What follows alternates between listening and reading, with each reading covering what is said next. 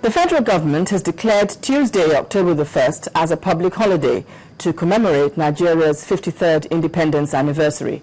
The president asked Nigerians to use the occasion to reflect on the unity of the country and pray for peace. And ahead of the celebration, Muslims in Abuja, Nigeria's capital city, converged for a special Jumat service to pray for the continued existence of Nigeria. The Vice President, Namadi Sambo, led some governors and service chiefs for the Friday Jumat. The Nigeria Union of Teachers has issued a 2-week ultimatum to the federal government to end the industrial action embarked on by the Academic Staff Union of Nigerian Universities, ASU. The NUT president, Mr. Michael Olukoya, stated this at the end of the union's meeting in Abuja. The lecturers had since July the 1st embarked on a strike to protest the non-implementation of an agreement they entered into with the federal government in 2009. Mr. Olukoya said members of the union would not hesitate to close down the nation's schools if the two parties failed to reach an agreement after 2 weeks. He described the ASU strike as nationalistic, patriotic, and self-sacrificing. West African countries have commenced plans to adopt and implement uniform economic tariffs to promote cooperation and integration among member states. Trade ministers in the West African sub-region ratified this decision at a meeting in Abuja, where they acknowledged that the inability of ECOWAS to adopt the common external tariff could hinder the sub-region's integration effort.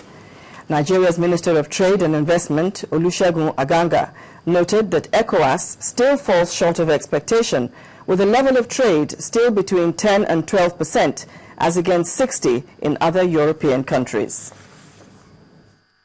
No nation has successfully moved from being a poor to a rich nation by relying entirely on exporting raw materials without a strong industrial and services sector.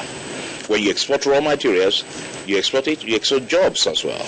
They create the jobs, they do a value addition, then you buy it back. You can never be rich on that basis. That is the basis. And Nigeria has a big opportunity to become an industrialization over time, because we have all the raw materials we need to be a strong industrial nation. Same as some of our ECOWAS countries. Bear in mind that at this stage, we do have some issues in terms of competitiveness. Therefore, the tariff must recognize the level of competitiveness of our products as well. So that when you're importing to anywhere, whether it's Togo, whether it's Benin Republic or Nigeria, it's the same duty. That way, it will reduce the impact of smuggling. It will make it easier for us to negotiate as one union with other parts of the world. For 1 week, Nigerians, especially women from Ikeja to Oshodi and Lagos Island, have received free medical checkups courtesy of the Chike Okoli Foundation in its 7th yearly event to mark World Heart Day.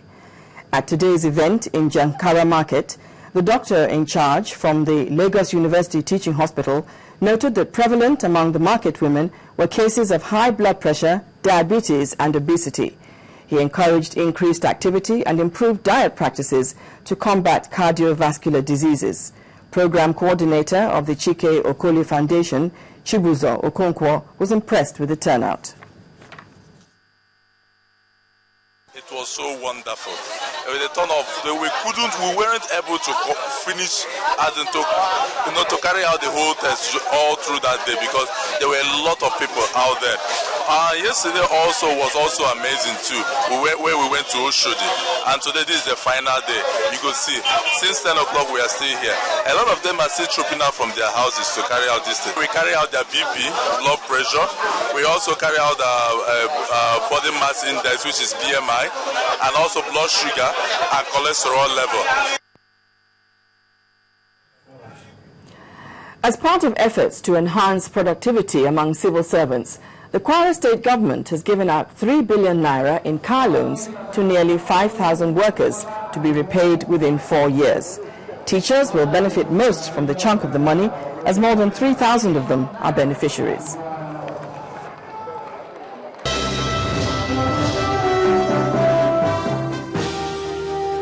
Let's look at business now. Here's Adeshawa Josh. Well, thank you. The Naira strengthened against the dollar today as the foreign exchange markets reacted to the central bank's measures to tackle money laundering. The local currency gained 1% to close at 159 Naira, 9 kobo per dollar at the interbank market, compared with 161.6 at the previous day's close. The CBN announced a suspension of the whole Dutch auction system and reintroduced the retail Dutch auction system, which will take effect from next week. Traders say this move will ensure substantial reduction in dollar demand at the official window and help the regulator to track flows of dollars in the nation's economy. In the meantime, authorized dealers will continue to sell foreign exchange cash to the Bureau de Change with a maximum limit of $250,000 per week, while the minimum bid amount for authorized dealers is pegged at $100,000. Lending rates eased at the interbank this week to an average of 14.25% compared with 15% last week, supported by ample Naira liquidity from maturity open market operations notes and cash calls from joint oil ventures. The secured open buyback closed at 14% compared with 15% last week and 200 basis points above the central bank's benchmark interest rate. Overnight placement eased to 14.25% against 15%, while call money closed at 14.5% compared with 15% last week.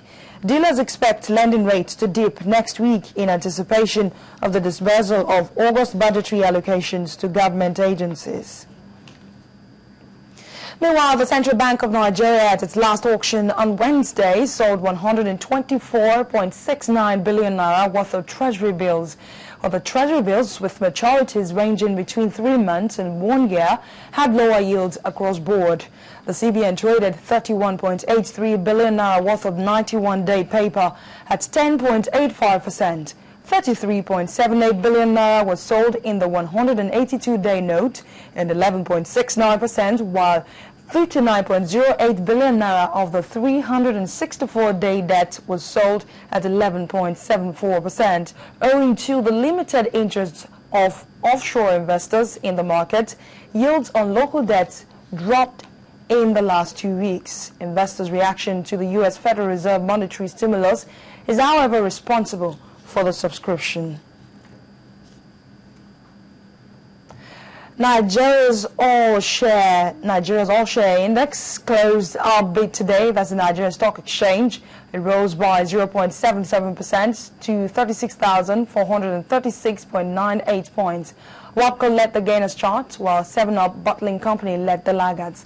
Bisi Coker tells us more. Hello and welcome to the Stock Markets Reports. The local bourse closed Friday upbeat, sustaining gains recorded in the previous session.